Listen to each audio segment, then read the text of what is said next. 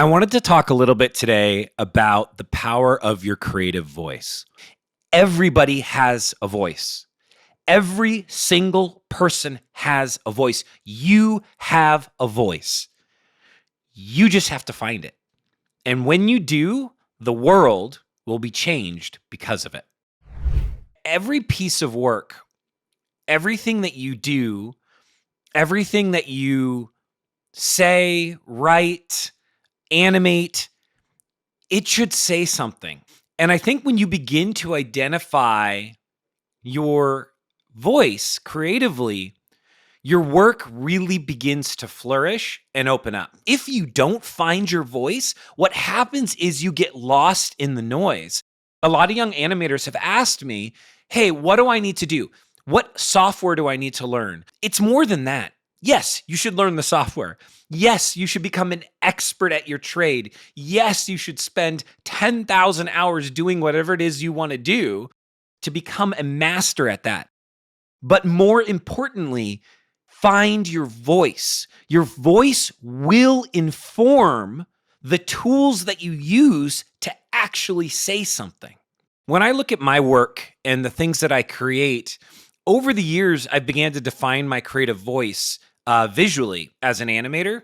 And I'm beginning to define my creative voice as a writer. But for me, when I look at my animation, for me visually, and my voice in my creative tends to often be filled with details. In a episode coming up, I'm going to talk a little bit about intro titles. And in one of my recent intro titles that I created, there's all these little details throughout the scene, oftentimes in the background, a little blurry. I mean, even in the intro of this show, I don't just say, oh, I want a piece of art on the wall because it's just a piece of art. That piece of art is actually something. And you can see this with artists all across the world. Animators do it, writers do it. Stephen King is very detailed in his descriptions, but it's also part of his voice, right? When he writes, you know a piece of his work. When you look at an artist, I think of photographers. Peter Lick, an amazing photographer. You can identify his types of photography by the way he captures an image, the way it stands off the photograph. So how do you do it? How do you find your voice? I would encourage you to study art, to read a lot of books, to go to a bookstore and go to the art section and look at the different types of art out there. Go to a museum. Go study other people's work. I love going online and going to places where people's work is showcased and all types of work is showcased. There are a ton of sites that do that. I believe when you expose yourself to a lot of different styles of art, you begin to find your own voice.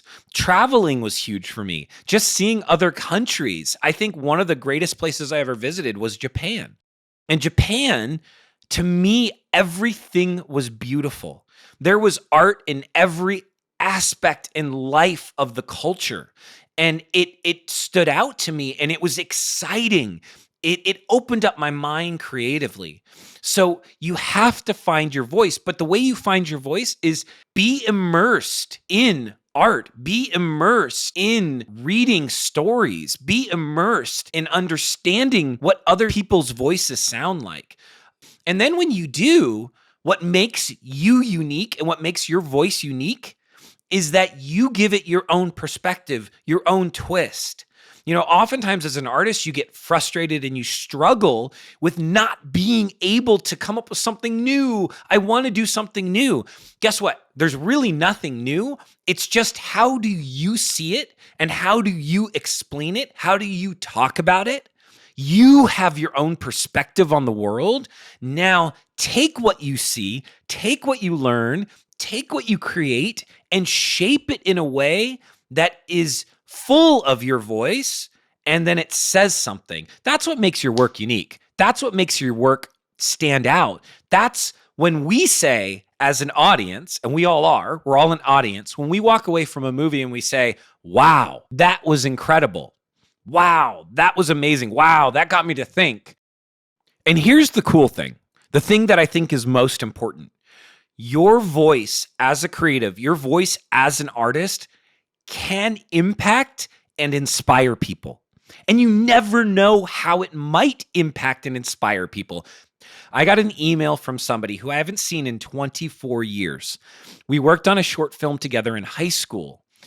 And in the email, he was thanking me for the impact I had on him through this creative piece that we did, and through working together helped him discover something in himself that was so important later in his life. 24 years later, and that is by far the coolest reward you could ever receive from doing something that you love and that you care about.